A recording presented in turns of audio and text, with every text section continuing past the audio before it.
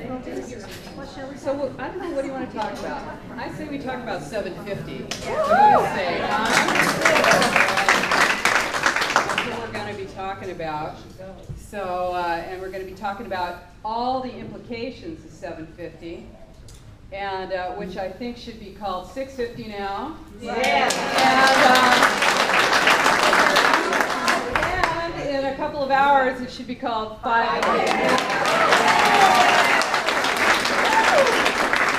So that's what's going to be happening today. So, where is our sound person? Okay, no, I cannot use a handheld mic, but I don't know. Can I hold it for you? You could. It'd be kind of weird, but I like them. gee, that's a bummer. That's the Okay, backup. well, we'll just try this. Okay, forget everything you've heard. Now we're going to do the real thing. Thank you.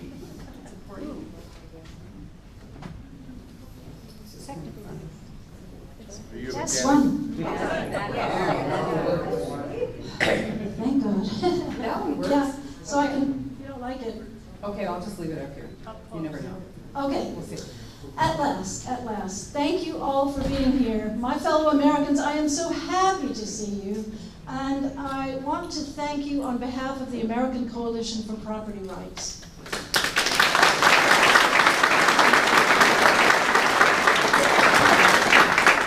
Because tonight we're going to make history, because tonight is the night that your elected officials decide whether the people of St. Lucie County are going to live under representative government or relinquish your constitutional rights to unelected bureaucrats known as 750. Before I formally introduce our special guest, I want to recognize a great American who made this event possible. He has given his time and his treasure to our cause. With his support, our chances for victory tonight are greatly improved. Please join me in thanking a super patriot who's given his time and treasure and unwavering friendship, Mr. Mark Gotts.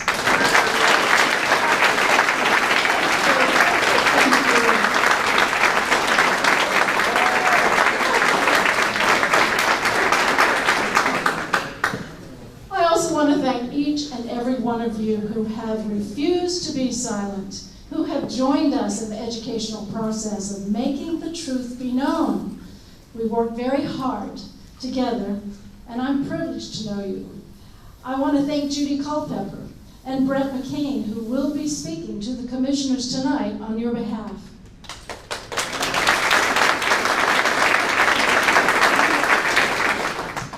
In life now and again, someone special comes this way. We are extremely fortunate to have with us someone who's led the way in protecting our individual freedom and our right to choose how and where we live. She pioneered the resistance to regionalism.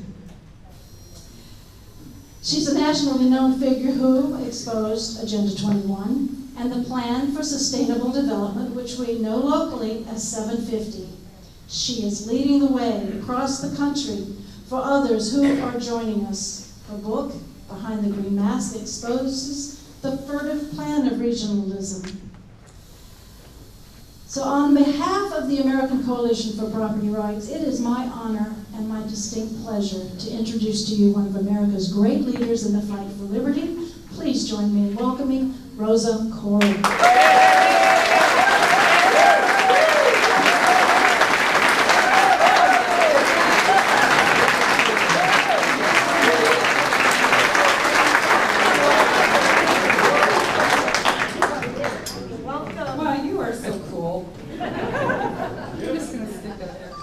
Thank you very much. I want you to know, I travel all across the United States, and I do talk about this. I think I was home like 4 days last month. And I'm really impressed with the American Coalition for Property Rights, because this is exactly what you want, is a room full of people who are engaged and educated and sharp and not letting anything get by them. So this is what you want, and you've got a great group of people, and I'm really, really honored to know you and so appreciative to be invited to speak with you. So thank you very much. Appreciate it. I also want to thank you for your commitment to private property rights. And of course, you know that that includes your most important private property. Is it not working? No. I Come to go. Okay, do I have to use Much those? better. Isn't that nice? It does sound good, doesn't it? And I feel like I have to be, you know, kind of a stand-up comic now that I have this. So you better watch it. I don't know what is going to come out of my mouth, okay? So, but the truth is that this is your most important private property, right? So I know that it's all coming out now about, will we ever get this sound thing together?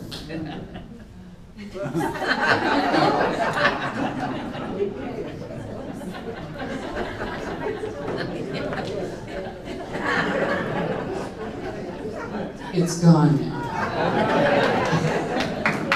I guess we're safe. Okay, so, you know, we are living right now in a culture of emergency and stress. This is what it looks like. These technological innovations, and by the way, if you still got your cell phone on, yes, that's you, turn it off, please. It's kind of lured us, hasn't it, into an addiction to our electronics. And suddenly data collection and data assessment are part of our daily lives. So our expectations of privacy and of limits and of our individual freedoms and responsibilities are changing. And we were kind of instructed to view the world and ourselves in global terms. And we're not really quite sure what that means. So that's kind of what we're going to be talking about today. And first, before I get going, I want to tell you just a little bit about myself in case you haven't heard this. I am a liberal Democrat.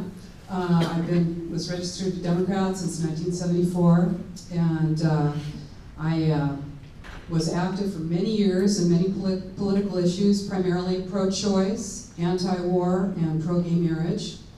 And if that is something that, no, that's okay. And you know, oftentimes I'm in areas where that really brings up a lot of negative feelings. And I'll tell you, if it does, don't worry, it'll pass. You'll be feeling really good about me by the end. So the information and the conclusions that I'm going to be presenting to you were difficult for me to accept because they contradict my worldview.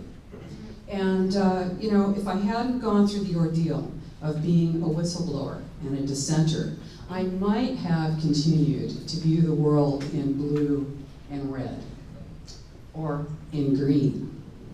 But you know, this is what they say, once you see how the magician does the trick, you never get fooled again. So here we are, we're going to be talking about the agenda for the 21st century. It is the blueprint, it's the action plan to inventory and control all land, all water, all minerals, all plants, all animals, all construction, all means of production, all energy, all education, all information, and all human beings in the world. Inventory and control. The action plan. So it is a transition from representative government to government by unelected boards and commissions. It's an erasure of jurisdictional boundaries. It's a loss of private property rights. And ultimately, it's a loss of our personal sovereignty and our freedom. This is what we're talking about here. So of course you're going to be concerned about this, not just as Americans, but as free human beings. It's a nonpartisan issue. United Nations Agenda 21 Sustainable Development was agreed to by 179 nations in 1992 at the United Nations Earth Summit in Rio de Janeiro, Brazil. And George H.W. Bush agreed to this on our behalf. It is an agreement, it is not a treaty. So it's been supported by every president ever since. So it was Bush, Clinton, Bush, baby Bush, and Obama, and they all have supported it. They are globalists.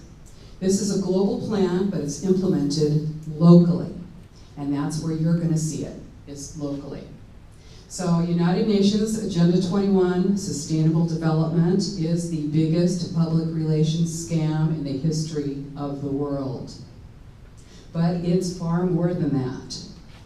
The agenda for the 21st century, and that's what it's called by the UN. I'm not just making that up. Although I think that they did create that name so we would sound crazy when we talked about it. But it's the agenda for the 21st century, and it is a recipe for destruction. It enables and justifies monitoring, metering, and restricting our energy and water usage. And you'll see that as smart meters. Instituting a carbon tax on industry and ultimately on you, just for breathing. Pulverizing our roads and destroying our dams. Sinking our economy. Exhausting our military with endless war. This is what it enables and justifies. Instituting data collection and sharing in energy usage, schools, healthcare, law enforcement, every part of our lives which had formerly been private. Diagnosing a huge portion of our population with mental illness and drugging us. Bleeding our transportation budget with high-cost trains to nowhere. It allows for revamping our school systems, like Common Core, by inserting sustainable development principles into every course, from pre-kindergarten all the way to postgraduate school. Declaring our public lands off limits to humans. Changing every land use document in the nation to require high-density development in city centers. Sound familiar? Where we can be more easily managed, controlled, and surveilled. It allows for warrantless searches and domestic surveillance, and we've even got the National Defense Authorization Act telling us that we can be identified as potential enemy combatants in our own country, and redefining torture. So this is a loss of personal and national sovereignty, and it's a global transfer to mega corporations. This is the erection of a corporatocracy. It's a global totalitarian state, and it's being erected right now. And this is what it looks like. It doesn't come with flashing lights, and it doesn't come with labels, and you won't see the name Agenda 21 on it. But this is what it is. You're not going to see tanks rolling down the street because it's just not necessary. So that's what it is. It's a stealth plan, and it's right out there in plain sight. And yes, it's crazy. It sounds crazy. I'm not crazy. The plan is crazy. So let's talk about it. There is an overarching political and social philosophy that goes with this plan, and it's called communitarianism. Now, communitarianism says that the individual's rights have to be balanced with the rights of the community. Now, what does that mean? The individual's rights are going to be like a feather, and the community's rights are going to be like a brick. The community always outweighs the rights of the individual, and what are community rights? They're undelineated. They can change at any time. Our Constitution guarantees us the rights that we were born with, that we got from our Creator, the rights of life, liberty, and the pursuit of happiness, whatever that may be. But we're guaranteed that. They can't be taken away by a government. But community rights, those are undelineated. They can come and go, they can be taken or granted by a government. And that outweighs the rights of the individual. So it's all for the common good, right? And when you're weighing the individual rights against the community, that could be the global community. So I like to do a visual, which is going to be hard with this thing. But I want to show you what it looks like to subsume the individual's rights into the rights of the community. Okay, so let's see it. Let's watch it. Okay, so we are going to take two glasses. One is a clear glass of water, and that's your individual rights. So I'm going to put it down here. And the other one is a glass of milk, and that is communitarian rights. Now, you might see that in what was communist China, communist Russia, Nazi Germany. These are all for the common good. This is the communitarian rights. The rights of the community outweigh the individual. So now we're gonna balance them. Okay, we're gonna take a clear glass pitcher. We're gonna pour both of these into that pitcher. What do you have? You have milk. You lost your individual rights. They have been subsumed into the rights of the community. This is what happens when you balance the rights of the community with the rights of the individual. So UN Agenda 21 is dependent on the Hegelian dialectic. But don't glaze over here because it's real basic. It's when a crisis is created and a solution is posed. Now these get balanced too, a crisis and a solution. And the balance between them is now the new normal. Now that's something you never would have agreed to if it weren't for that crisis. But it has created this situation where you are pressured to accept the new normal, right? So in the case of Agenda 21, we have two major crises that enable its full implementation. Now the first one is climate change.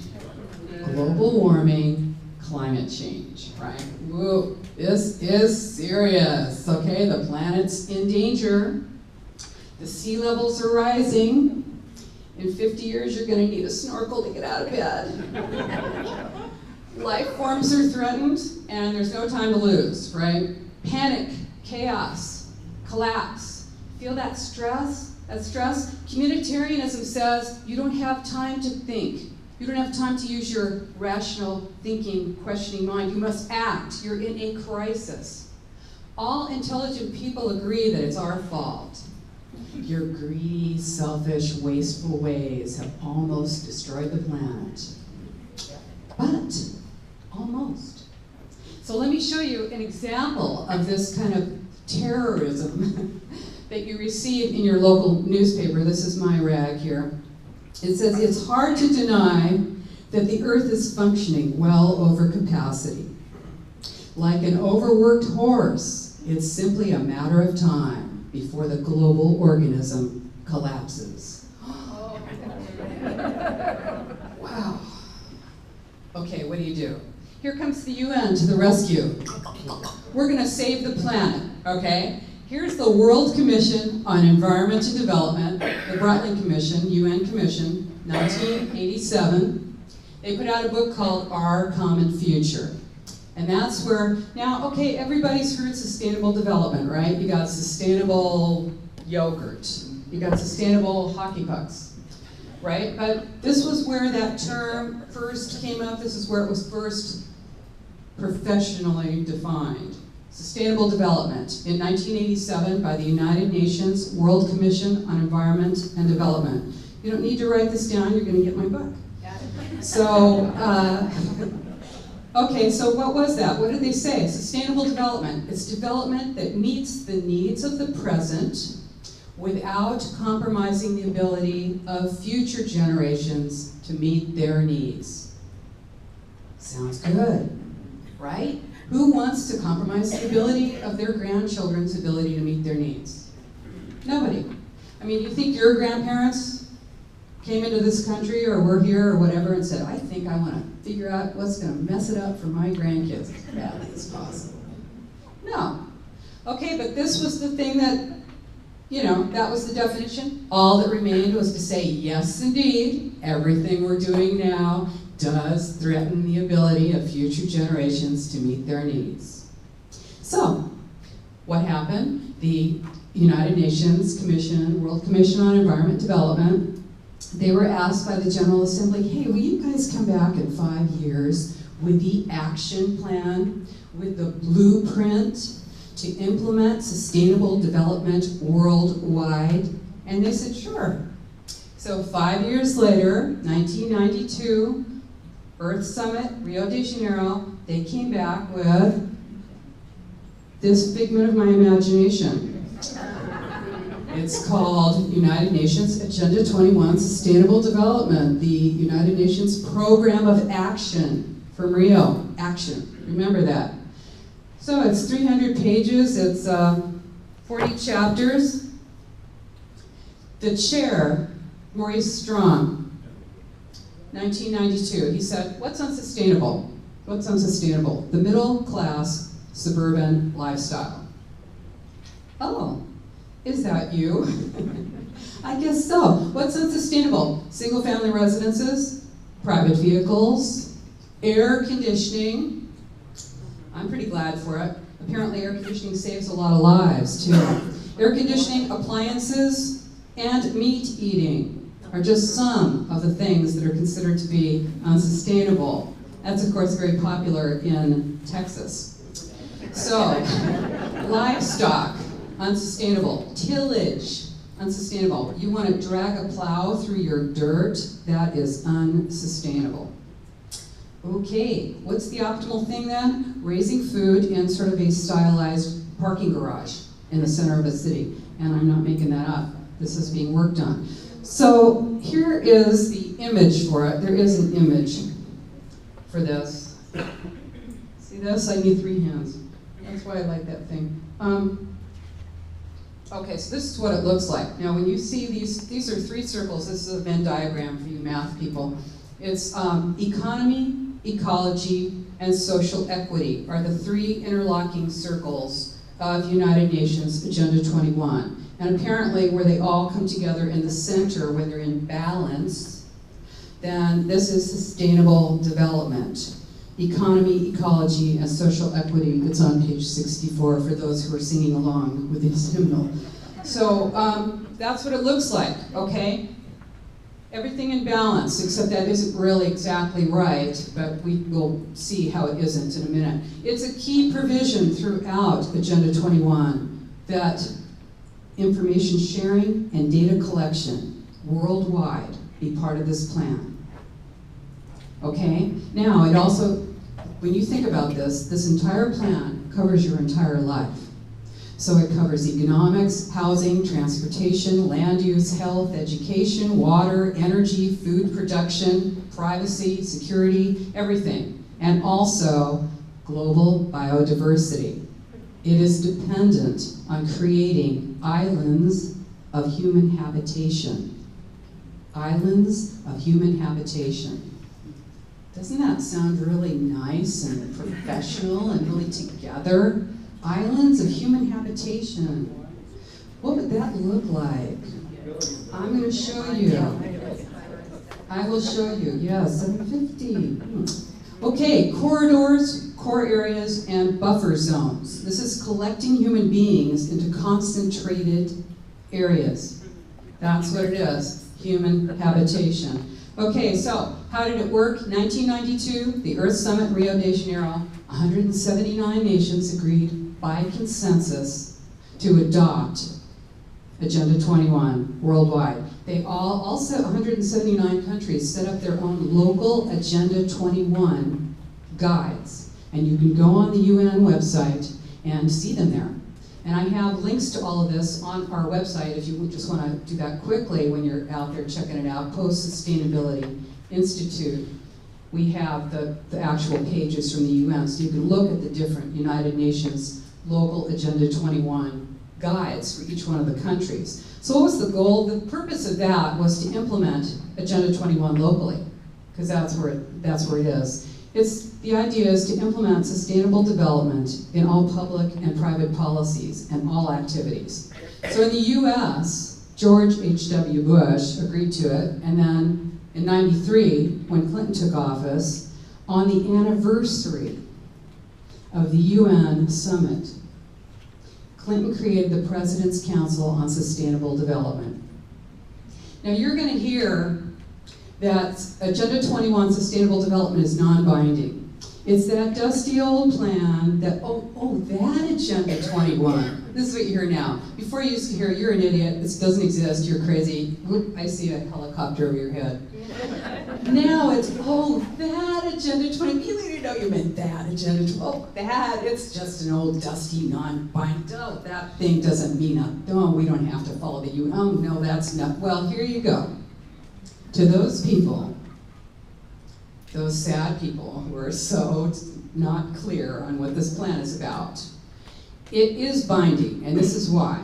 Because in 1993, President Clinton created the President's Council on Sustainable Development, and it ran until 1999. The sole purpose of the President's Council on Sustainable Development was to implement United Nations Agenda 21 in the United States. That was what it was there for.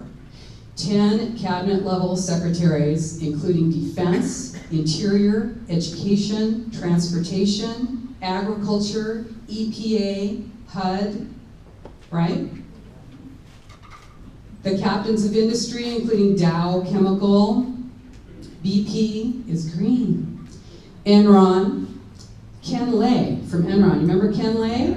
Ken Lay from Enron was on the President's Council on Sustainable Development. And I'm sure Ken is enjoying his probably totally plastic surgery face and his new life with your money somewhere in the world, probably Abu Dhabi.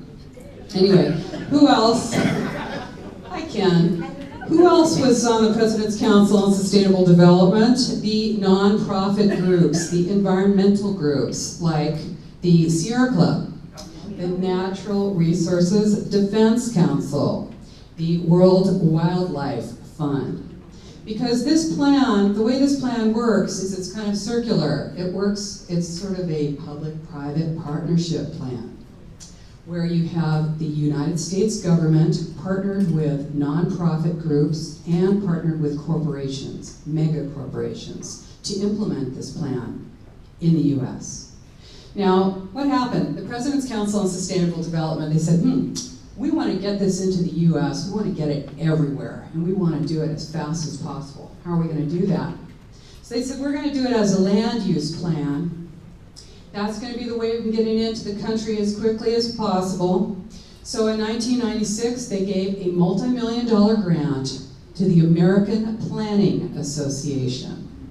The American Planning Association wrote a book, and it's called Legislative Guidebook, Growing Smart. Growing Smart, Legislative Guidebook with model statutes for planning and the management of change. Change. The management of change. This is a 12-pound book. I only brought the cover. It's in every planning department and every university in the entire United States.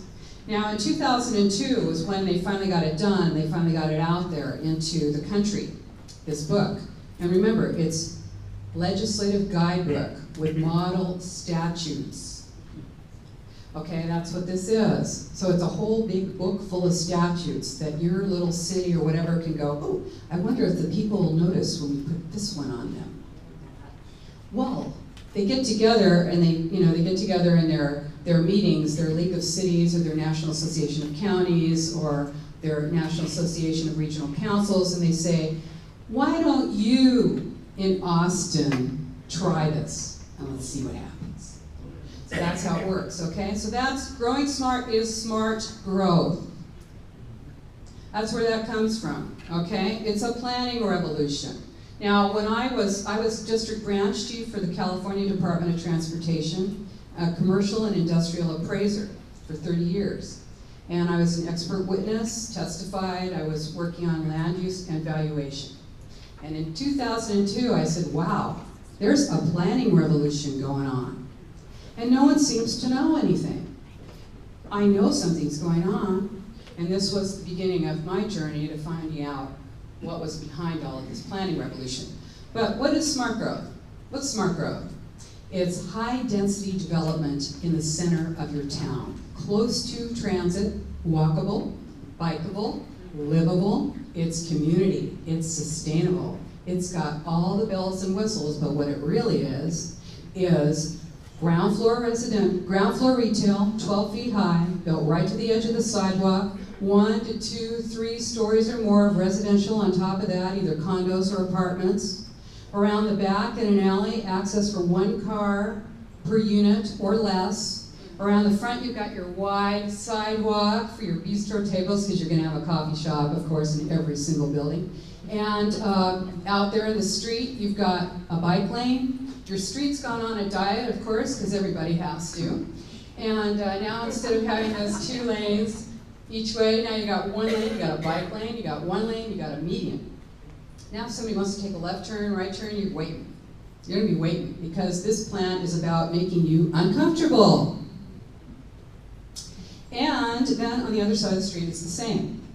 Well, just think for 1 minute, I like to say this because I was an eminent domain appraiser working for the Department of Transportation. What happens when you have to widen that street? You have to knock down the buildings, don't you? And you have to pay the person who owns those buildings. So look at that, you built right to the edge of the sidewalk, you have no setbacks, there's no way to widen. This is what your future is. That's a lot of money for those developers. So that's just a little aside. This is what happens. This was what happened. It is a stealth plan. This was the planning revolution. All across the nation, smart growth became the new plan model. Now the President's Council on Sustainable Development, these government officials on the, at the federal level, they figured that they were going to be able to implement Agenda 21, probably about 2/3 of it, administratively, without going to the people, without anybody even knowing anything about Agenda 21 Sustainable Development. But they said, hey, it might be unpopular when people find out about it. Maybe you should have done that with the other one. Try that again. So they said, hey, the people might not like it, you think, when they find out about it. So we're going to write another book. We're commissioning another book. It's called Sustainable America, A New Consensus. Have you heard that term, consensus? Yeah. Well, the reality about consensus is that here we are, 100 some people in this room. If we were to come to consensus, we'd be in here for a long time. Because we'd have to agree and everybody would weigh in and you'd hear everyone's point of view, etc. Right? No, this is a new consensus. Sustainable America, a new consensus. God bless you. What does that mean? What's the new definition? It is neutralization of the opposition. Neutralizing your enemies. That's the new consensus, right? Visioning. So Agenda 21 is a global plan. It's top down, right? It gives the illusion of local control, but it is top down. It purports to be sourced in the people. It needs support from the stakeholders. It needs community buy-in. So they create it. They use nonprofits. They use what they call civil society. Those are the nonprofits.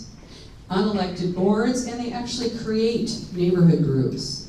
They will actually have meetings. These are consultants hired by your city, paid for with your tax dollars, will have meetings way before you ever heard about 750, years before. And they will identify the real stakeholders, which is not you. The real stakeholders are the players who are willing to go along to get along because they might be getting something from this plan. Or there are just the foolish, well-meaning, or people who are led around by their nose, who are the cheerleaders, and they say, hey, you know what? We really like you. Have you thought about starting a neighborhood association? And then that's the person who's speaking for you. And you don't even know that these meetings are going on. Okay? So, that's it. Non-governmental organizations, nonprofits, they act as the lowest level of bureaucracy. They are the new level of bureaucracy, okay? This is part of Agenda 21, empowering major groups. Empowering major groups. So they're gonna do those visioning meetings, right? If there's so much visioning going around in this country that you wanna be an optometrist now, because everybody's visioning all over. The government is hiring consultants, and they're using a mind control technique on you. The Delphi technique, created by the Rand Corporation after the, World War II, Korean War, whatever you have, we've got different ideas for that, but anyway, you know what it is, right? You get brought into a meeting, come on down, we want you to give your opinion on this cool new plan that you asked for. You crafted it. We're doing this in response to you because you really asked us for this plan. So you go in there, if you even hear about this, if you notice that quarter-inch blurb in your newspaper. Otherwise, you're going to be in there with a group of people who were brought in there who are either being paid because they work for the consultant, they're on the government boards, they're actually your government elected officials in there, and they're actually representing the public, okay? So, you're brought in there, the meeting is about it's about two things. It's about the illusion of consensus, and it's about propagandizing anybody who actually is in there and maybe thinking. We're going to make sure that you come out of this meeting thinking that this plan is exactly what you want. You are being directed to a predetermined outcome. That plan was written before you ever came near that room, okay? So, the community equals supporters of the plan. If you're not supporting the plan, well, you're just not community, okay? And consensus, what is consensus government? That is, you agree by default to abide by the decisions that were made when you were not there. And if you don't agree, well, then you are just a contrarian, a dissenter. So no dissent is allowed in this plan, and that is because can't you just go along with this plan? What kind of a community person are you? Don't you support our community? And not only this, but when you go to these plans now, when you go to these plan meetings, these visioning meetings all across the United States, you think it's just 750? No. These are everywhere. This is the real truth. We have a huge nation, don't we? We hardly know what's going on next door, let alone in another state across the country. This plan is the same plan all across the country. Okay, so you go to those visioning meetings and you got your little poker chips or your little green dots or whatever it is that you're, some ridiculous thing you're doing like a kindergartner. And if you dare to dissent, in many of these meetings now, they have brought in armed men. There are men with guns bringing the walls, police officers. Because what? They're afraid you might say something. Okay? This is communitarianism. It's peer pressure and shame. They're shaming you. So, this is manufactured consensus and behavioral modification. Now, if you think that I'm making this up, I want you to see this. This is cute. This is really great. This is called Rescue Mission, Planet Earth, a children's guide to Agenda 21. Wow! Came out in 1994. It's by Boutros Ghali and the Children of the World. Woo, yeah. And it's like a cool little book with all these drawings and all these things that are really screwing up the world, man. Really, oh my goodness, and what is this? What does this say? The planet, what does this say? This is a child's book. The planet groans every time it registers another birth. Ooh, yeah. I definitely want to give this book to my child. So it's about having your children be ambassadors of Agenda 21 for you, or your grandchildren when they're out there in the world. It's about having children be a part of creating Agenda 21. So the idea, right, is that life in the suburbs and the rural areas is unsustainable because we produce too many greenhouse gas emissions, right? It's that evil sprawl. That's where you live, okay? That evil sprawl. It costs too much to get public transportation. This is the philosophy. This is the story. The story.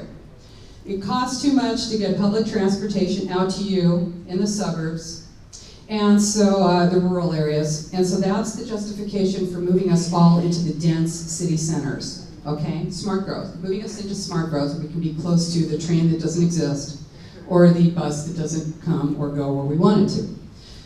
The way they're doing it, one of the ways, is they use an international organization called ICLEI. The international, I love you guys, you're like, all right, yeah. Yes, and you know what? I bet you didn't know about it when your city signed on to it. If your city did sign on to it, but I bet I'm going to surprise you with something. Okay, now ICLEI is a non-governmental organization, and it was created to implement Agenda 21 worldwide. It was created in 1990, before Agenda 21 came up in 92. So it's a stealth organization. It's made up of elected officials, but there is no transparency. You will never know when they're meeting because they're a private organization, right? And what they're about, they say they represent 1 billion people in 80 countries. They gauge livability. I don't know what we'd do without them. They inventory energy and water, and they are really a parallel government. And what they do is they share information. They create energy measuring and monitoring software. But what they really do, and there are members in Florida, it's kind of hard to tell how many members there are in the United States now because ICLEI, since we have targeted ICLEI as a partner in implementing Agenda 21, now they have removed their member list from the internet. Of course, there is a Wayback Machine, you can check, but now they just say Florida, 40 members. They don't tell you who the cities are. And this is not individuals, these are cities and counties that are members of this international organization to gauge your livability. They're a policy and legislation arm, okay? This is what they're about. Now, generally, you have a city, you have a county, you've got separation, but what this does is it breaks jurisdictional boundaries. That's how you destroy local control. And ultimately, you're going to facilitate global governance by doing that, because you're invalidating the individual cities and counties and states and nations with contractual agreements and interwoven systems. So you literally establish a parallel government. And I'm going to show you how. ICLEI, I'll just tell you this, ICLEI has, they're saying their last list had 24 cities and 11 counties in Florida as members, including Fort Lauderdale, Miami, Tallahassee, Miami-Dade County, Broward County, Palm Beach County, Orange County, West Palm Beach, members of the International Council on Local Environmental Initiatives. Now, one of the ways that they go around international treaties is that they get local municipalities to agree to the treaty, even if the nation didn't. So we did not, as a nation, agree to Kyoto, right? The United States did not sign on to the Kyoto Treaty. But that did not stop 1,056 United States mayors who did agree to the U.S. Conference of Mayors Mayor Climate Protection Center, which is ICLEI. And you got 78 Florida cities that agreed to Kyoto, basically, and including Jacksonville, Miami, Tampa, Tallahassee, Fort Lauderdale, Hialeah, Port St. Lucie. What? Port St. Lucie and Fort Pierce. You want to know who signed up, who agreed to it for you? Yeah. Patricia Christensen in Port St. Lucie. She was fired. Yeah, okay. Well, they forgot to drop their membership. And Robert Benton III from Fort Pierce. You got fired. Okay, so this is the cover of the, and you're going to see, if you get into this, and ICLEI will say they have nothing to do with Agenda 21, which is, nobody wants to touch this plan. I wonder why. But here's their local Agenda 21 planning guide. This is put out by ICLEI and the United Nations. And of course, this is just the cover. This is where they do train, within this little book, which is about 300 pages, they train municipalities on how to do visioning plans, how to vision you into 750. So the goal, of course, is to use that green mask of environmental concern, okay? Your green mask of environmental concern. And in that way, the two parts of Agenda 21 are imposed on you. And that is smart growth, moving populations out of rural and suburban areas and into city centers, where you're going to be restricted, monitored, controlled, and surveilled, and the wildlands. That's the other part of it. Those areas are going to be the core, corridor, and buffer zones, where you will not be. Those are the rural areas. That is about blocking access to wilderness areas and roads and resources, and shifting land ownership from private to public. So, you know, I said in 2002, Growing Smart legislative guidebook was in all the universities and all the planning departments in the country, right? And that was the planning revolution. So I want you to know then how this connects with 750, okay? Because this is what Agenda 21 looks like, is 750, 650, 550. That's what it looks like, okay? So here it is. All across the nation, cities and counties have comprehensive or general or master plans. And these are kind of your blueprint for how you want your town to look over a period of time, over like 25 years, right? This actually may often differ from what your zoning is. Now, if you own some land, let's say you own a piece of commercial property on a corner downtown, you're thinking, oh, you can put some commercial property, some commercial thing on there, retail or something like that.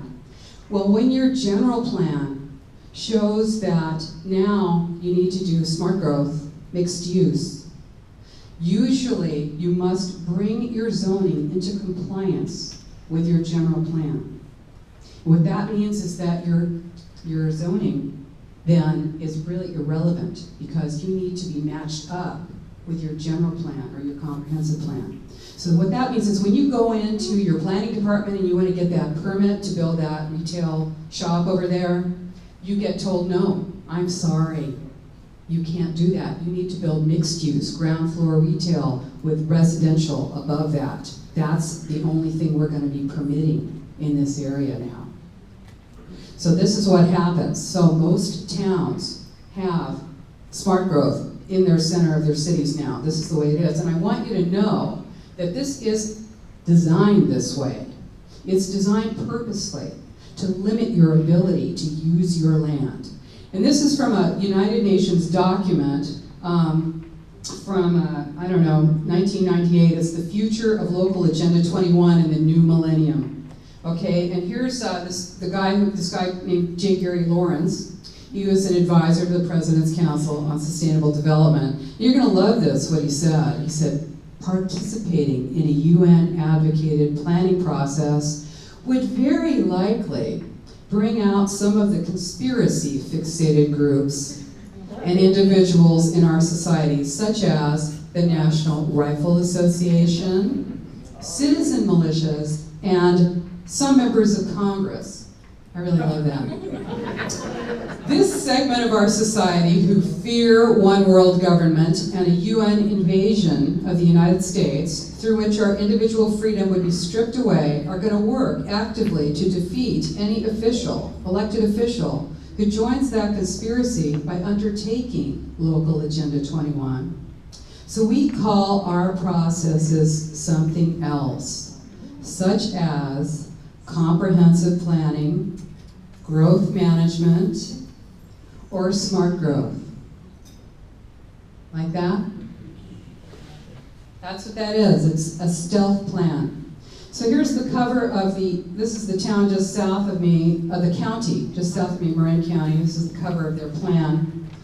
And right inside, you'll see the image of United Nations Agenda 21 Sustainable Development, which they don't call Agenda 21, they call it the Brundtland Commission.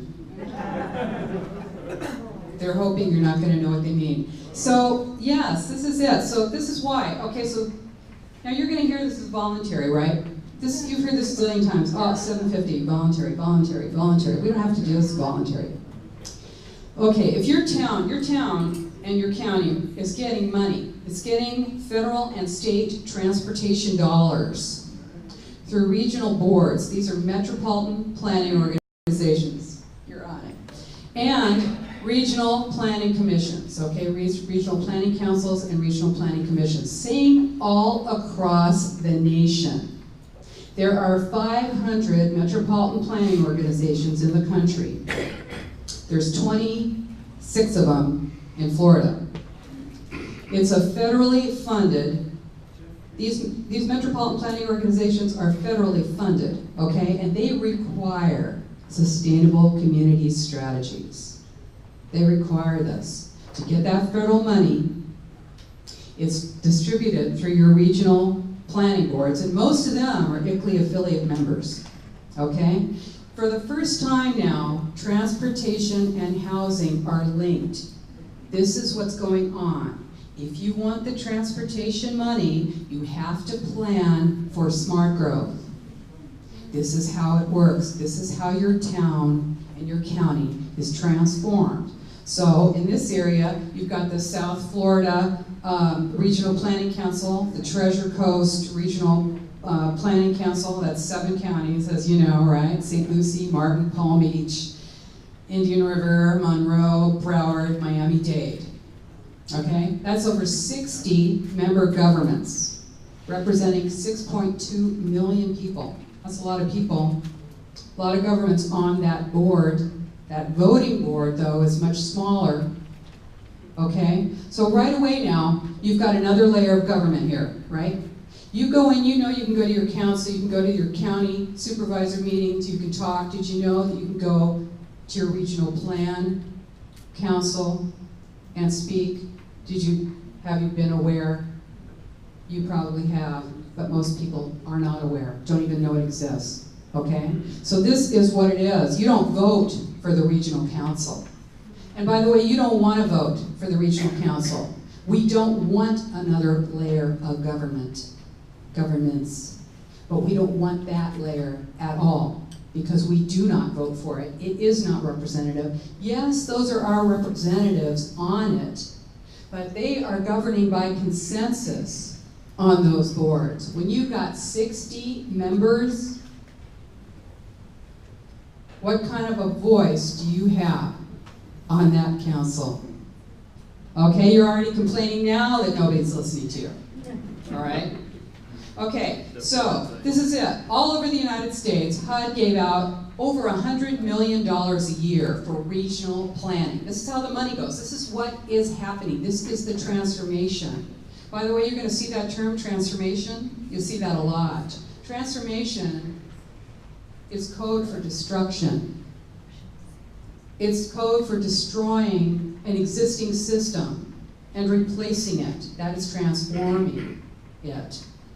So HUD gave out this $100 million a year for planning. They're not building anything with this plan money, with these plan grants. It's about giving guys like Andre Douany, the money for your plan, which is this same plan, all across the country, okay? So, I told you, this is just, you ought to hold one of these sometime, it's great. So, 2010, HUD gave out, you know this, okay? You could sing the chorus. HUD gave out $4.25 million to the Southeast Florida Regional Planning Council for a regional plan, right? In 2011, just under $2 million to the Treasure Coast Regional Plan Council for the Glades Regional Master Plan. These plans are the same. They all have transit-oriented development, transit-oriented development. That means within a half a mile of whatever your transit hub is, or maybe it's planned, doesn't really exist, but this is a way to funnel a whole lot of money to a whole lot of crony developers to build that smart growth that, by the way, is often bankrupt. If you try and build that, if you and I get together and we say, wow, it seems like everybody wants this stuff now, let's build it. Well, there's no demand for it, we're going to go belly up. Oftentimes that ground floor retail is empty, has never leased up. In fact, if you look through the torn paper hanging off the windows, you'll see that the floors are often gravel, that the interiors are not even finished. But they built it. A lot of times they're going to use your money to build it.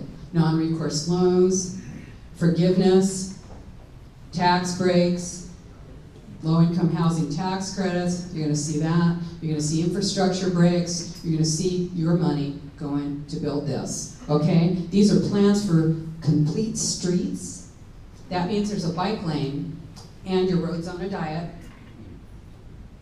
And you have a median, so there's no way to turn, okay? You've got transit-oriented development. you've got mixed use, or you've got no money from the federal and state transportation departments. Also, HUD is the Partnership for Sustainable Communities, and that is a partnership between HUD, EPA, and the Department of Transportation in partnership to create the Sustainable Communities strategies. This is what we're looking at. This is what we're dealing with. So these are when you look at your town's action plan for climate, your climate action plans, these are always about high-density development in the center of your city. That's what you're visioning, okay? You're visioning plans all across the country. It's either 2030, 2035, 2050. These are collaborative agreements between government, nonprofit, developers, often universities. It's all the same plan. So your regional plan is the Southeast Florida 2060, also known as 750, 7 counties, 50 years, right? Of course, as I said, it's 650 now, and it's soon to be 550 a little later. Yes, right. Because as soon as you really get it and you really understand what this is about, and I hope you're not getting tired, because I want you to really get the full picture here. And you're going to get it. I'm going to tell you what the whole deal is. Okay, so, I looked at the 750 website, of course, and I didn't see any mention of Indian River withdrawing. Oh, no. They left that off, didn't they? I mean, they certainly want to educate the public about what's going on. But I did see an article called "Break Out the Tinfoil Helmets, the Socialists Are Coming." One of the planners said, I've never seen anything like it in 32 years of being a planner. Wow. Yeah, what haven't they seen? They haven't seen people showing up, intelligent people, caring, and saying, hey, wait just a minute. We're not going along with this plan. What else do they say on their website? They say, hey, it's not a mandate, it's just a guide. That's what they say, right? Yeah, okay. There's also an article on there, you've seen it, it says 750 is not Agenda 21. Do not look behind the curtain. Okay, so are they lying or are they ignorant? Well, I will submit to you, jury, that neither one is any good, and it's often both. So money for planning often, is coming from HUD, as I said, and they were, of course, on the President's Council of Sustainable Development, along with the other partners in the Partnership for Sustainable Communities, and that's HUD, EPA, and DOT. These were on the President's Council. Is this voluntary? No. Money is the honey for the locals. Under the federal guidelines for economic development, the local economic development districts, they don't get the federal funds anymore. The federal funds now only go to the regions, okay? And they get an extra 10% for being regions. Voluntary? Okay, and then, as I said, hey, in a 2-year period, HUD gave almost $10 million for regional planning here in Florida, in South Florida, right? $10 million, is that voluntary? When you're giving that kind of money to municipalities, they've got to be very tough. They have to have really strong people like you showing up and saying, we are with you. We will stand with you, and when you refuse those grants, we will be with you. And we will help you educate the community on why you're turning down that federal money. They can't do it without you, okay? Hey, they did tell you it's a guide and not a mandate. And it's just a coincidence, right? That every plan in the United States is the same, and I'm wearing a tinfoil hat. Right? This regional plan, it's forming the policy for your comprehensive plan, for your growth management plan. And that's what's determining your zoning and your land use, and that is how you see Agenda 21 right here in Fort Pierce. This is what it looks like. So the American Planning Association says you're preparing for the new frugality. That feel good? You're preparing for the new frugality.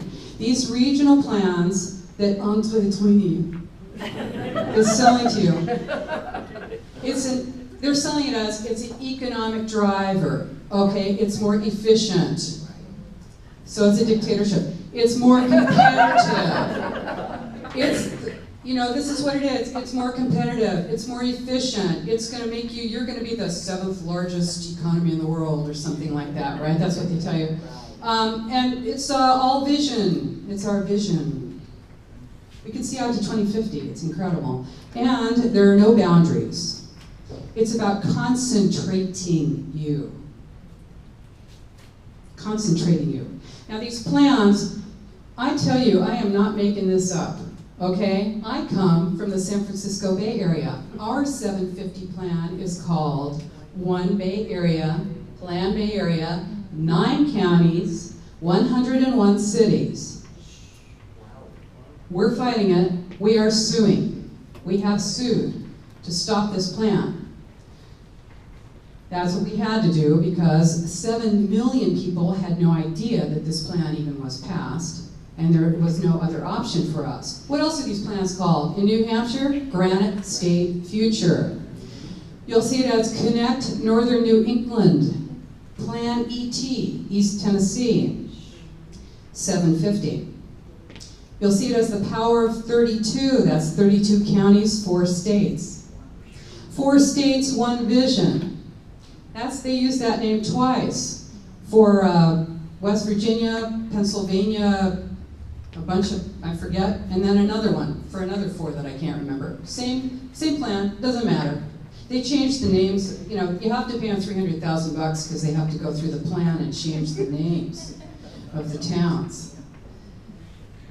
I wish I was joking, okay? Guess what else? Guess what else it's identical to? The Hanoi Center Regional Plan 2030. That's Hanoi, Vietnam. Hanoi, Vietnam. Same plan. Okay, so there is land use and land ownership restrictions are vital to this plan because they make regionalization possible. And regionalization is essential. In 1933, Ernst Huber, who's the official for the Nazi Party, he said, all property is common property. The owner is bound by the people and the right to the responsible management of his goods. His legal position is only justified when he satisfies his responsibility to the community. In 1976, the UN land policy was established. They said land cannot be treated as an ordinary asset. Oh no. It can't just be controlled by ordinary individuals and subject to the pressures and inefficiencies of the market. Private land ownership is a principal instrument of the accumulation of wealth. And it contributes to social injustice. Public control of land use is therefore indispensable. And here's that final nail from Zbigniew Brzezinski, who was National Security Advisor to Carter. In 1995, so this is 3 years after Agenda 21, he said, we cannot leap into world government in one quick step. The precondition for eventual globalization, genuine globalization, is progressive regionalization. Progressive regionalization, because thereby we move towards larger, more stable, more cooperative units. That is 750. Globalization is the standardization of all systems. That means when your legal system, when your school system, all of these can be made uniform across the world. Then you have full globalization. That's standardization of all systems. It's more efficient. You'll be more competitive. It's the rise of the city-state. This is neo-feudalism. This is what we're talking about here with regionalization. When you concentrate populations, move them out of the rural and suburban areas into the city centers, you have megacities, you have mega regions, and this is what we're looking at. This is regionalization and one world government, and I am not crazy. I am not crazy. I wish that I was crazy, I'll tell you. Globalization is, you know, we've got city, county, state, and fed. All of those have in common, you vote for those representatives. Agenda 21, Sustainable Development, top-down, global, regional, neighborhood. You do not vote for those people. You do not elect that. Now, it gets worse. I'm sorry to say it, but it does. It gets worse. Yeah, it does. Because you think we have 50 states, don't you? But we don't. We have 11 mega regions, okay? We don't have 50 states anymore. Now I see you guys are all hip, you know all about it. Good, that's good. Florida is the Florida mega region now. Now this isn't all of Florida. Remember I said this breaks jurisdictional boundaries. Okay, it's only 42 of the Florida counties. It's about 200 cities, 17 million people. This is on America2050.org, funded by the Rockefellers, the Ford Foundation, and others. Okay? One thing you're going to see on this, Cascadia. That's the Northwest, Pacific Northwest. That includes Washington, part of Washington State, part of Oregon, and part of British Columbia. It breaks the national boundaries. The Southern California region includes part of Mexico. That's right. By the way, most of these are ICLEI cities. High-speed rail is the #1 building block for the mega regions, and it's designed to sink your economy. Now, I know Governor Scott refused the money for high-speed rail. It's out there lurking, you know. And that's because it is the building block, because you will just see that wildland area in that train. But the train may never come because your economy will be completely collapsed trying to pay for that train, as we know in California, as we're trying to pay for this high-speed train to nowhere. The only part of it they plan to actually build is the part from nowhere to nowhere. Fresno to Bakersfield. Yes, that is nowhere to nowhere. Even they know it. Why are they thinking they're going to build that part? Why? Because it's flat. Easy. Okay. A lot of money. Whole lot of money. So, this is it. Okay? You want to see where it's going? Take a look at the EU, the European Union. This is a redesigning government completely. You have regions. These are livable communities, sustainable communities, community partnership, one planet community. Aren't we all one planet? Loss of sovereignty, loss of freedom. That's it. This is it. The Wildlands Project. Okay? Now, you looked at this, hey, I said we have 11 mega regions, okay? I did not mean that the United States is being chopped into 11 pieces, no. I mean that there are 11 centers of population. These are your islands of human habitation. Can you see it? These are your islands of human habitation in 11 locations in the United States. And there's that gray area, whole states. Who needs Montana? Right? Whole states there. I've been there. Okay. Or who needs Northwest Florida, huh? I don't know. The Panther, I guess. So those gray areas and a lot of, you know, I mean, we're talking about the wildlands. Okay, so what is that? It's, you know, animals don't know where the boundaries are. So we don't need them. We don't need boundaries. This is about rural cleansing, I have to say. Now, this is about linkages and corridors so that animals can get where they need to go, because they have places to go and things to do. And,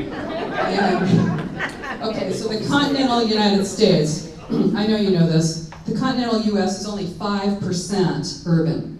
75% of it is already city. Okay, so can you see this? You see this map? You're like, what is that? Well, I'll tell you right off, it's a map of North America and Central America with no boundaries on it.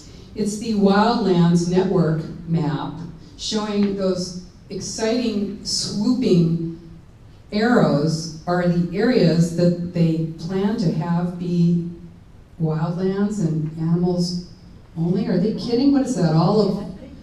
That's a lot. That's the spine of the continent, the Pacific, all the way down into Baja, the East Coast, all the way into the tip of Florida. And this is, these are areas that they want to rewild. Okay, many areas that they want to be rewilding, and they call they say countries are historical artifacts defined by political boundaries. Historical artifacts. So now, if you sell you want to sell a conservation easement, you want to get some money, you want to sell a conservation easement on your property, you are literally giving up a piece of your property to another entity. You cannot just do what you want to with your property. Okay, that's cool. You gave up, you got paid. Okay? But you also open yourself to surveillance and monitoring for the rest of the time. Okay? And what's happening now is that NASA has partnered with the World Resource Institute in Global Forest Watch. And NASA has this flyover, these surveillance flyovers, where they actually count the trees. And not just count the trees. Have you ever been to the Northeast? I mean, that's all they have there. There's way more trees than there are people. Not only do they count the trees, they identify what the trees are. You want to go drop a tree on your property? Not for long. You're going to have to pay, because that's a carbon sink. That's not a tree. You thought it was a tree. So, if you live out in a rural area, you're going to say to me, look, Rosa, nobody's moving me off my property. I was with you up till now, but I don't think so. Here's how they get you off of your rural property. They close your rural post offices. They close your rural school. They monitor your well. They identify your area as a wetland, as habitat.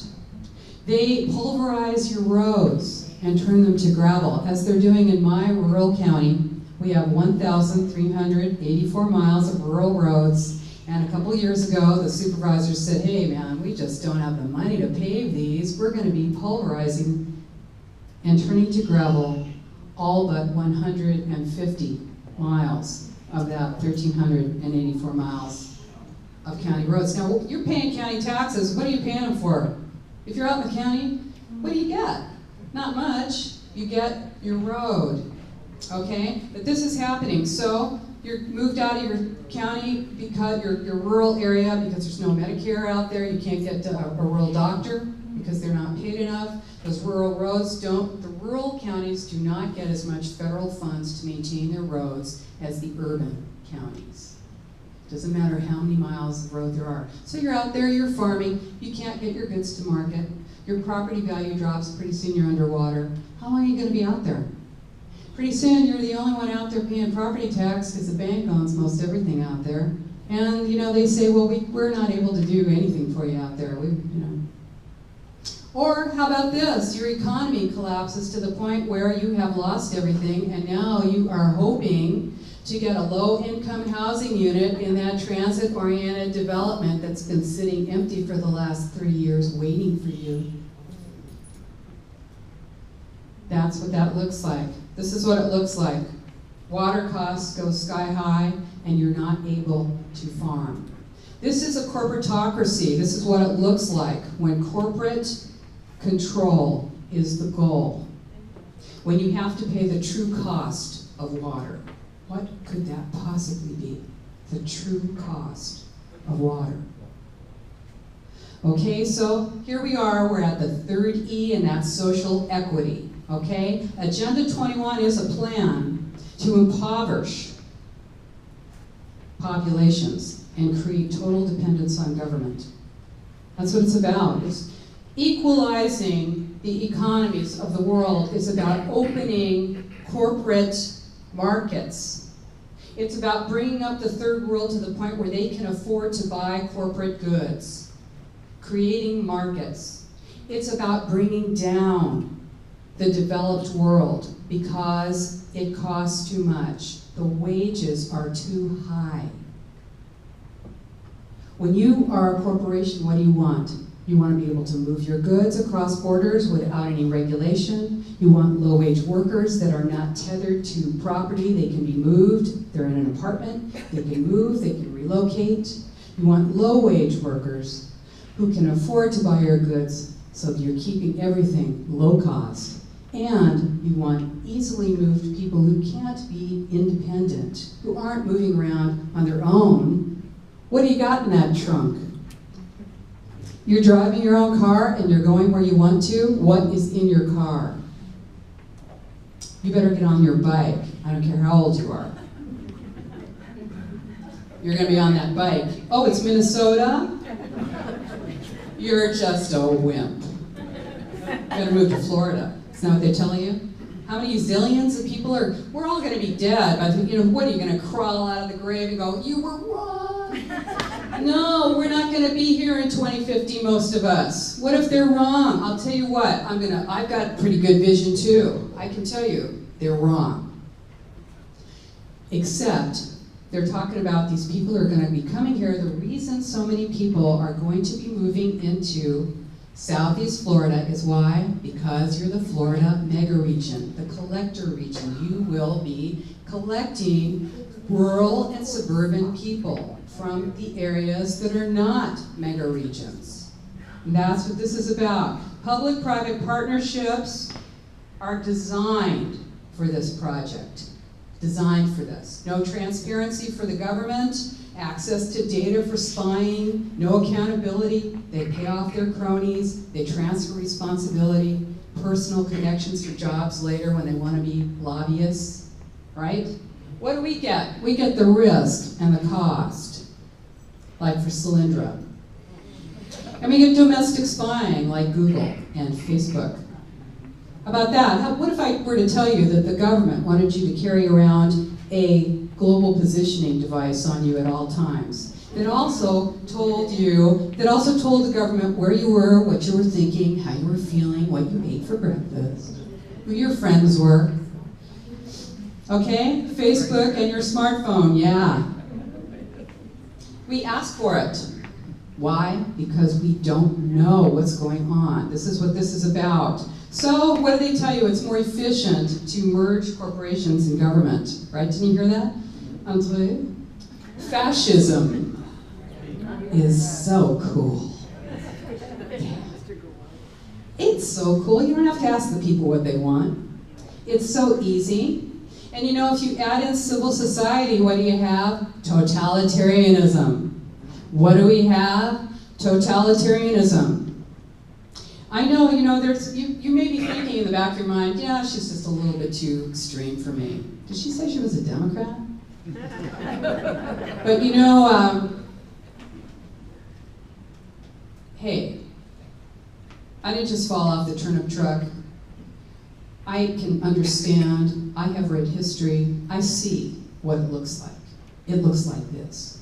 It's not going to look exactly like it's looked before, because why? Because we're free, or we believe we're free in this country. That's why they need to make you think that this is your plan. You came up with this, it's all your idea, aren't you cool? Even though it's the same plan all across the United States and the world, you came up with this plan on your own.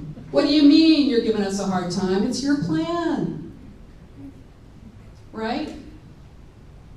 Using the cover of environmentalism, the rigid control of a totalitarian state is in progress right now, and that is what's behind the green mask. That's it. And there are two major crises, right, that are used to implement totalitarianism. The first is climate change. The second is 9/11. 9/11 was the catalyzing event used for this purpose. The goal is to dissolve the nation state and condition you to the loss of your freedom. That's how they do it. They create a culture of emergency linked to your human behavior, and that's going to enable a wide range of restrictions that's going to benefit that global, corporate, totalitarian restructuring of the world. All totalitarian states share the same characteristics, all of them. Total control of property and means of production, total information, surveillance, loss of free speech, restricted movement. They also share the same philosophy. It's all for the common good, right? The individual's selfish. We have to pull in. It's the Spartan present. It's the new austerity, right? They also share this, the vision of the glorious future. There goes the train. 2050, I can see it. Yes, what else do they share? All totalitarian states, they share terror. Terror. The war on terror is a war on you. I know you know that. It's all for the fatherland, right? It's all for the homeland. The homeland. It's all for the common good, as defined by our rulers. So, have you flown lately? Have you flown lately? No. Have you done their little hokey? I won't do the little hokey pokey thing. No, I refuse to do that. I won't do that. So I always, I get shunted off to the side, right? Woman wants a pat down here. Woman wants a pat down. Woman wants a pat, woman. Okay, I'm standing here, in my socks. People are going by. I feel like a criminal. I know I've done something wrong. It was that gum I took when I was 7. Okay, so here they go. It's like, all right, come on over here. So I'm out there like this, And she's doing her thing. And I'm like, so, is this all you can think of to do for a living?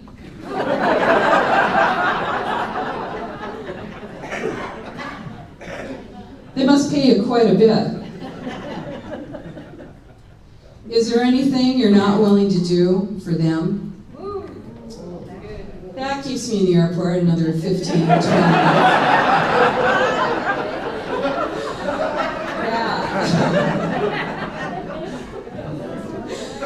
So, it's a surveillance state, right? You're treated as a criminal. You want to fly? What are you doing flying? You should be staying in your region.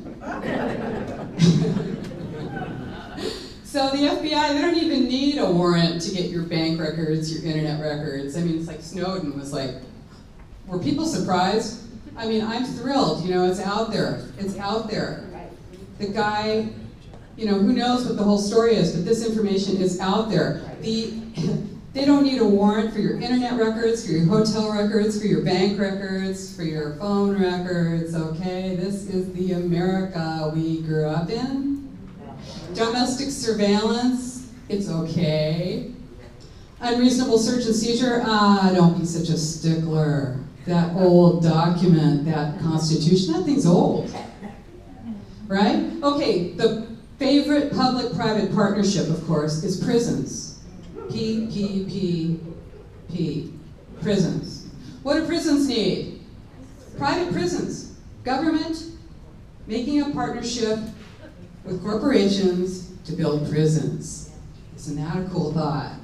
What do prisons need? Prisoners. How do you get more prisoners? You make more things crime. And you make your sentences longer. Now how about this, or social equity? Bullying, right? Bullying. Have you heard about that little 6-year-old kid? He got removed from school and they were charging him with sexual harassment. 6 years old. Sexual harassment. He's dancing around and he's going, I'm sexy and I know it. There's like a little video, it's really a stupid video of this guy dancing around in his underwear saying, I'm sexy and I know it. Well, so someone showed this little 6-year-old this stupid video and he's at class doing it in his clothes. I'm sure he wasn't. And they took him out of class. And they were gonna, check this out. Check this out. This is the National Bullying Prevention Center. So glad there is one in Minnesota. Said real national change in bullying will come with a federal law. Okay then, yeah, sexual harassment case for a 6-year-old in Colorado. More things are crimes. You think you're not doing anything wrong? Yeah, you are. Just wait a few minutes. Okay, so you're not going to see this. You're like, hey, how could this be going 20 years and I never heard about it? Well, it's a stealth plan. Them don't want you to know. Your government, the consultants, the plan creators do not want you to know. Why? Because you're going to go do what you're going to go do a little bit later. And because an informed populace is dangerous. Revolution is bad for business. So, you're not going to see it in the in the major mainstream press because it's owned by 5 major mega corporations. Okay? You're not going to see that. Now, in the universities, you've got UCLA with 509 courses in sustainability.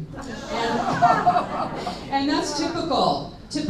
And I'm not talking about creative reuse and recycling. You know, I don't own a single thing that has not been owned by somebody else. My partner, who's a general contractor, she built an entire 2-story house out of recycled materials. We're into creative reuse. This is not about that. That's the green mask. Okay, UCLA, 509 courses in sustainability, typical. Who else is doing it to you? Bank of America, the American Bar Association. Removing the roadblocks, how to make sustainable development happen now. Does that look good? That's smart growth. Boy, I can't wait to move in there. That looks really good. What's this? On Common Ground, the National Association of Realtors. All about how cool smart growth is. Are you a realtor? Let them know you do not support this. How about this? IBM. Now, check it out. You got some major corporations supporting smart growth and supporting sustainable development.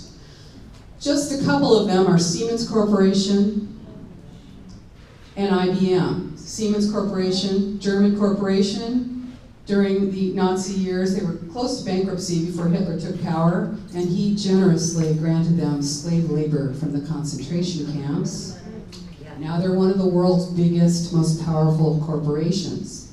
Very big into sustainability, right? What do? They own US Filter, which is the biggest water purifier in the entire United States. They bought it from Veolia. They also have huge reserves of money. They are in high-speed rail, in light rail. They sell that. They're in the smart grid. They fund ICLEI.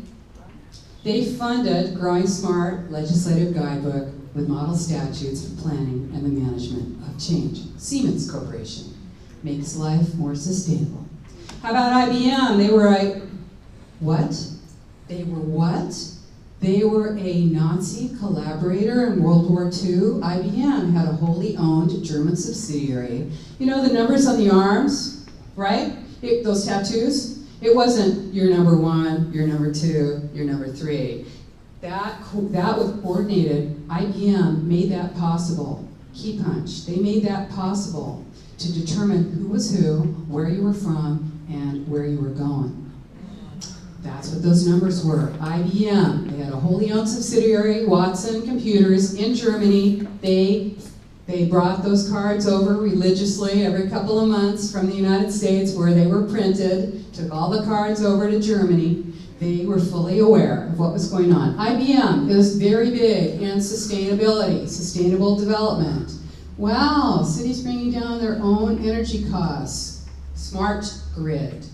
The smart grid is designed to control everything attached to it. It is a tremendous, huge control, inventory, and surveil system. How about the American Planning Association? They know we're onto them. They're freaking out. They're very upset. Gee. They put on a 12-week-long communications boot camp for planners a couple years back when we started really getting into this. They started educating, re-educating planners on how to handle us. They give seminars showing our videos. Right? Okay? What do they say to people who are consultants and planners? You know, the staff is driving this, 750. You go in there and you talk to your supervisors and they're like, well, you know, I haven't read it. The staff's going to give their report later.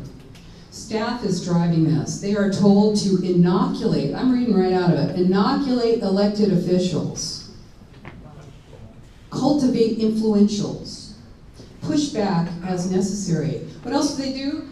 They will try to meet with you. You're so flattered. They contacted you. I got contacted.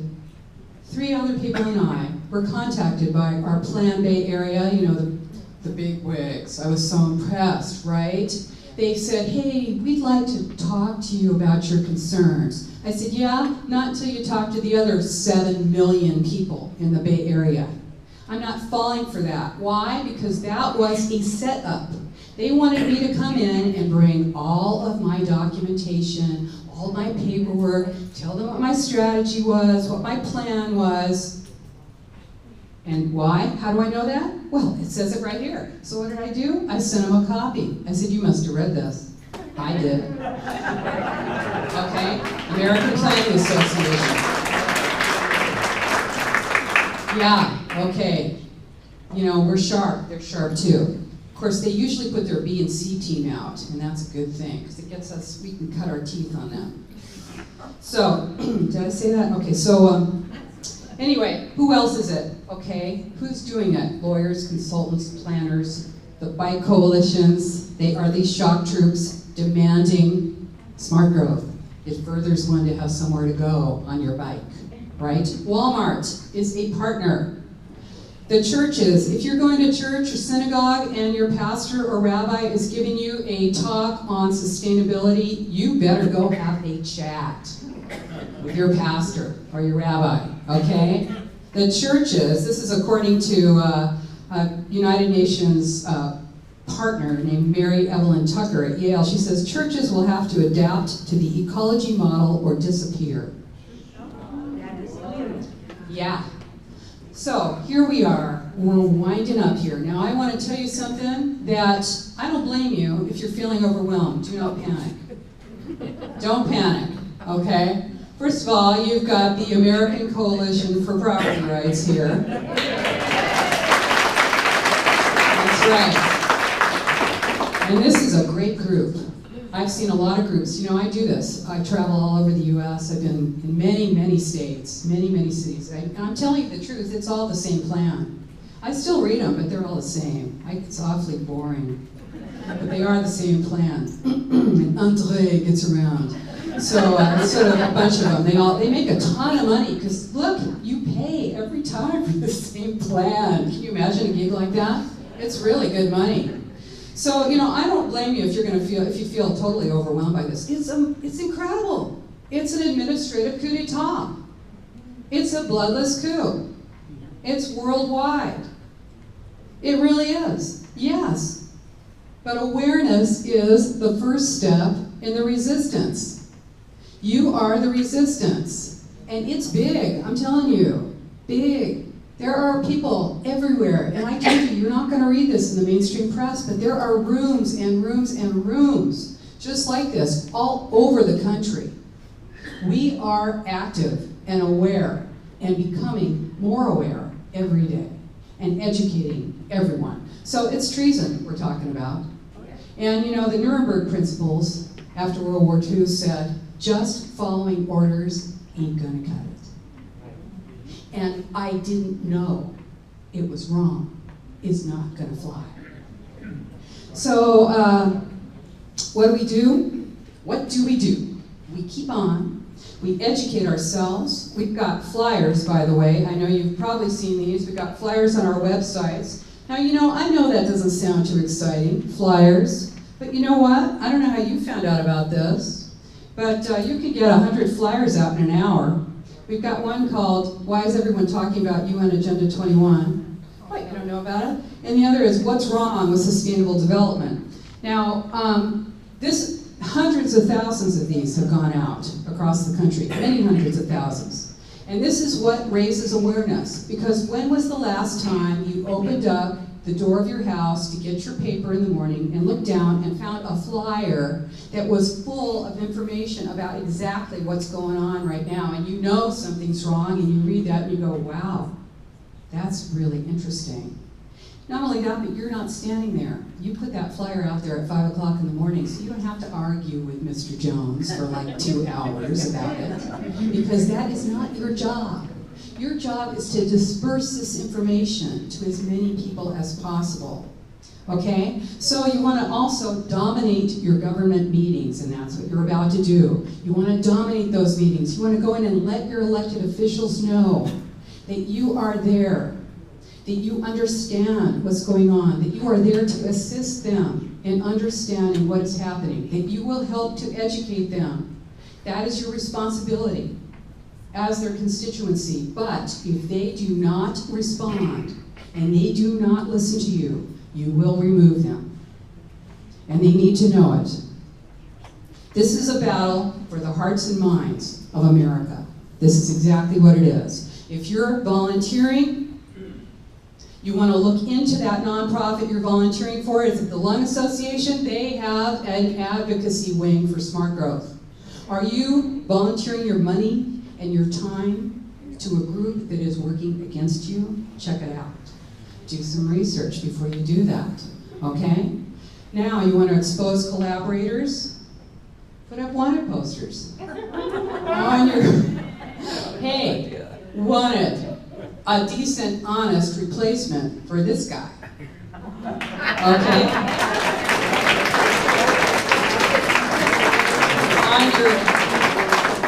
Yeah, sounds good. On your phone poles, okay?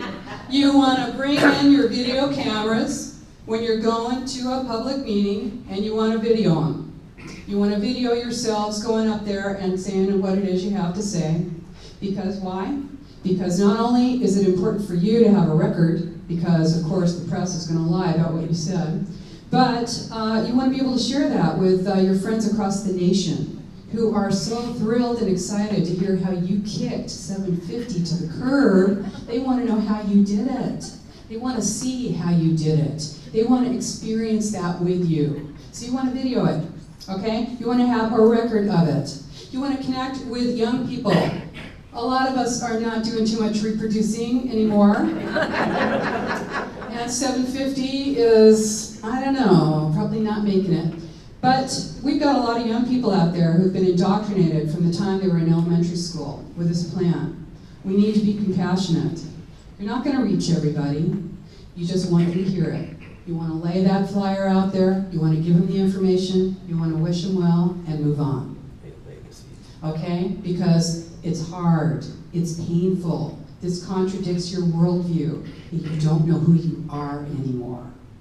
That is very difficult to live with. You've got to have courage. And you know what? We're all grown up now. This is childhood's end. So this is what it takes. So the other thing is, if you're in a union, board of realtors, if, whatever you're connected with. When I was a branch chief at the Department of Transportation and I went to management meetings, I talked about this. This is what I talked about, okay? At every management board meeting, I talked about this. Why? Because what is more important than this? And you know what? They listened to me because they respected me and they know me. You are respected and known in your town. Speak to the people who respect and know you, okay? And this is the other thing, is that you want to celebrate. We have some successes. We do. We've got successes all over the country. We've got, for instance, now Alabama has passed Senate Bill 477. It was signed into law by the Alabama governor, and it does say that no money and no support should be given to ICLEI or to Agenda 21. That's good. Now, of course, they don't say what Agenda 21 is, or what it looks like. So, of course, when these plans like 750 come up, it's up to this constituency to say, hey, wait a second, we've got a law against this. Okay? You've got to take that on. You get it in, whether it gets past your legislature or not, you want to raise awareness. Okay? Another thing we have are other counties like yourselves. Baldwin County in, I forget where it is, I've got it here. Baldwin County, Alabama. Okay? They said, hey, we are rejecting Horizon 2025. They did not get into it. They said, hey, wait a second, no, we're not doing this. Gaston County, North Carolina refused to participate in Connect Our Future. 14 counties. Rochester, New Hampshire refused to participate in Granite State Future. Okay? Corte Madera, California pulled out of the Council of Government. All right? This is what it looks like. And Indian River County, Florida.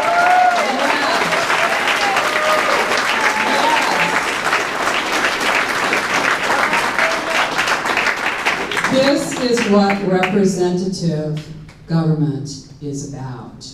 The representatives represent us, or we get other representatives. So this is it. It's a battle for the hearts and minds of the country, and I know that you're going to agree with me that there isn't a single one of you who thinks that if you were a German during World War II, that you would have gotten up in the morning and put on a Nazi uniform.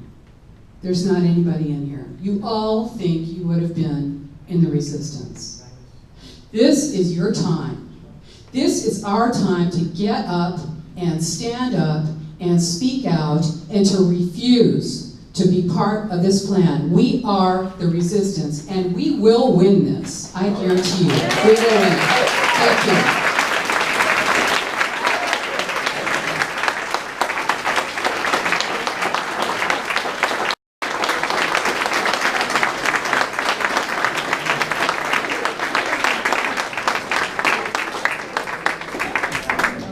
Thank you so much. Hey, we're going to make it 5:50 a little bit later, huh? So, does anybody have a question? Or I think I still have books in the back, and if I don't, you can always sign on that list, and I have my shipper will just ship them right to you today. Yeah? Yes. Yes. European Union.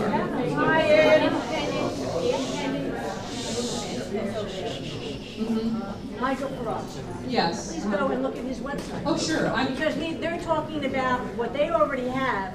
We're fighting it now. They're forward us. I sent 2 videos out last week in connection with it. Tea Party is in England, and they're fighting back. Right, Nigel Farage in England. Yes, and it's incredible to listen to him address the Parliament, because you can't believe that anybody would speak like that in public to the Parliament. It's great. Listen to him. Go ahead. Somebody asked me, Rosa Bailey, I don't know if she was with you, asked me if there are Bond brokers that participate in this plan? Yeah. I mean, well, a lot of times the plan is implemented through bonds, so they get infrastructure finance district bonds. And the city will elect to connect with particular bond brokers that are familiar with and fund major infrastructure bonds.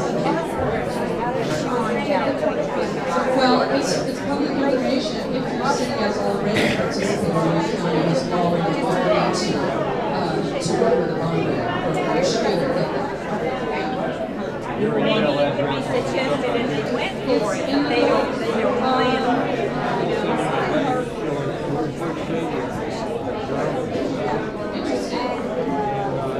Dictated by an hour and a half while.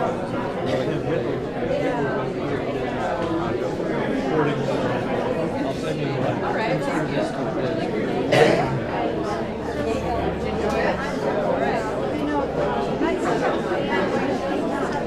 I knew I'd find you here. My favorite.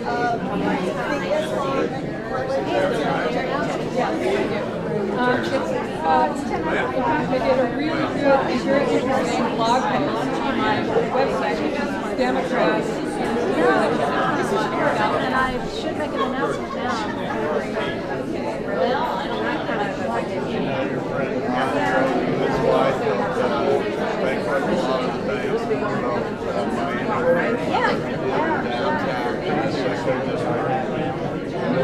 Yeah. was supposed to do that, but she's up there answering questions. I mean, I hate to push you, but go ahead. Hello, everybody, please. Hello, please. Just one announcement. Just one announcement, please. Please, just a moment.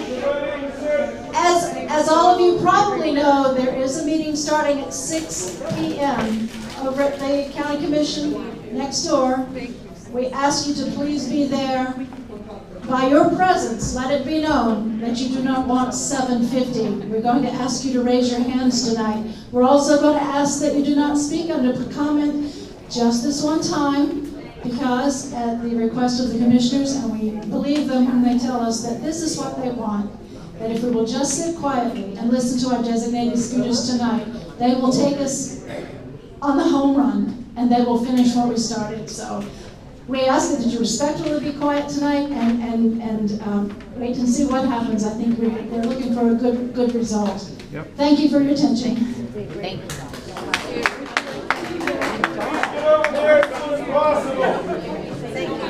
Yeah, sure. Thanks for